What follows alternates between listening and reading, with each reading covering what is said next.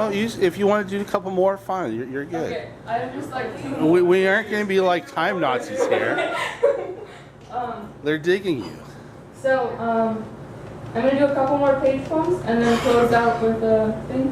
The thing that I'll close out with is the one in the small books that there were unfortunately only a few of. But if you want one for whatever reason, you can just talk to me and I can make one and then somehow catch it to you.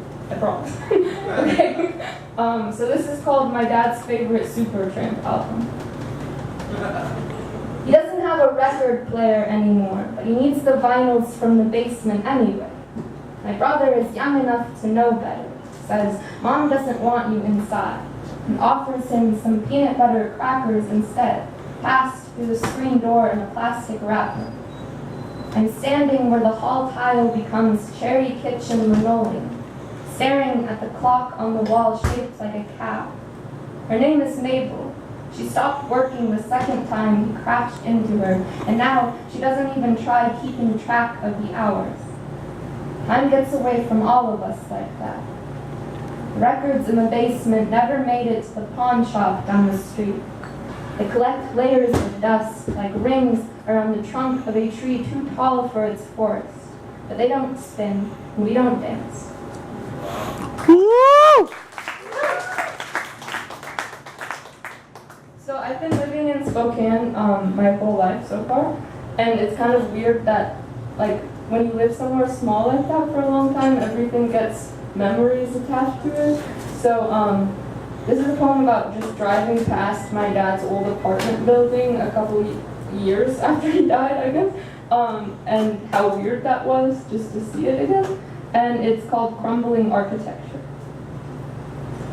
You can still drive past his old apartment building, squint at the numbers through the dark to be sure. You can even walk up to the door, push it open into a moment that no longer exists. Climb the ladder to someone else's bunk bed. Close your eyes and listen for the orchestra of a city at night, echoes of breaking glass and car horns. You can awaken to the swinging of a screen door, the lighting of his morning cigarette. You can drag your feet across the carpet to the place where his wooden chair left its indentation in the fabric, and cradle your knees to your chest, rocking back and forth. You can claw chunks of skin from your arms and legs and search your flesh for the details of an unraveling memory. And forget about the spaces in your mind that continue to bleed when poked like undercooked meat. You can still drive past his old apartment, though. Don't forget that he won't be there. No matter how many times you knock or how much you plead and shout, the walls will be repainted. And forget how every room empties after enough days have rotated outside of its windows. The car in front will be new. Don't forget the crumbling architecture of every great city, how everyone collapses eventually, everything decays.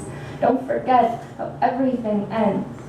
Don't forget everything ends. Don't forget everything.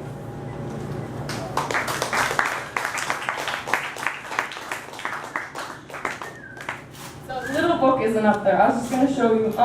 So I wrote this poem because I was getting to a point where I was writing a bunch about grief, and I was kind of weirded out and telling myself that I should stop. And then I realized that I wouldn't tell that to anyone else ever, that they should stop writing about something they needed to.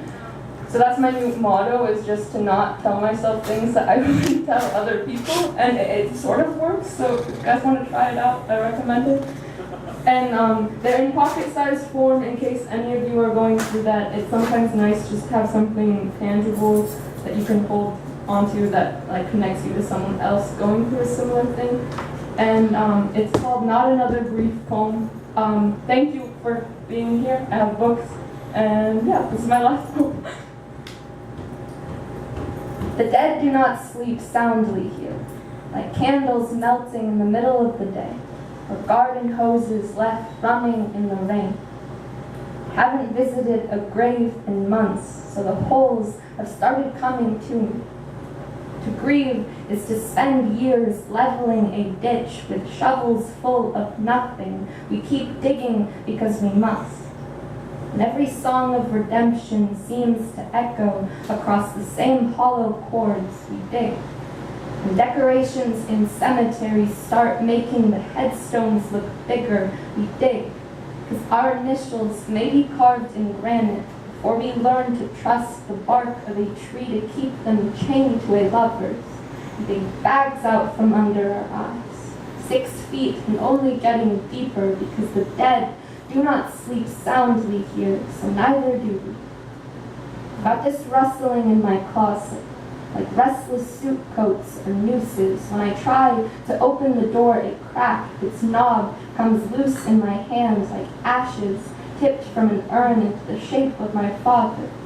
In his arms he carries artifacts, Grandma Rain's turtle brooches, Uncle Chuck's adjustable baseball caps, grandfather's frisbees, Nana's yellow bird, Papa's dog tags, the locket my sister wears around her neck, a piece of hair from a baby girl clamped tight inside, and he is leaving, and I can't keep up with his strides, otherwise I'd leave this all behind in a heartbeat, find my family and ask why in the nightmares.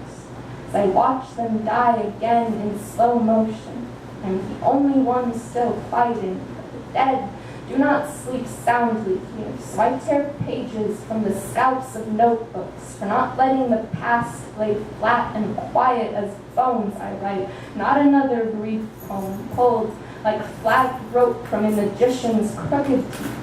I'm 18 years old and already the soil is reaching up at my ankles, so I run faster, forget the hymns of what is fair and what is wrong, those I've loved and all I've lost. But I will never go far enough to shake my own shadow. The living, we don't always wake up alive. Sometimes we hover, and like autopilot, we dig, and somehow, working in rows beneath that heavy prison shackle of a sun, our lips lift. We can bring ourselves to whistle. Thank you. Woo!